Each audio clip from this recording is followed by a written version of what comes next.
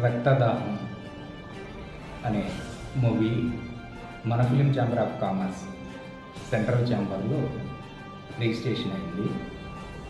దీనికి నిర్మాతగా మాదాల నాగూర్ గారు వహిస్తున్నారు. అట్లాగనే డైరెక్టర్గా శివాజీ గారు దీన్ని డైరెక్షన్ చేస్తున్నారు.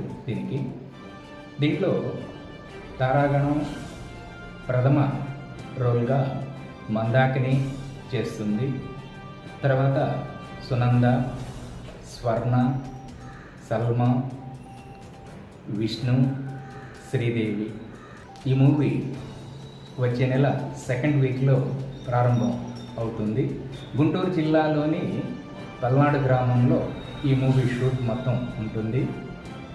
ఇది మ్యాక్సిమం దసరాకి ఈ సినిమా విజయవంతంగా రిలీజ్ అవుతుంది.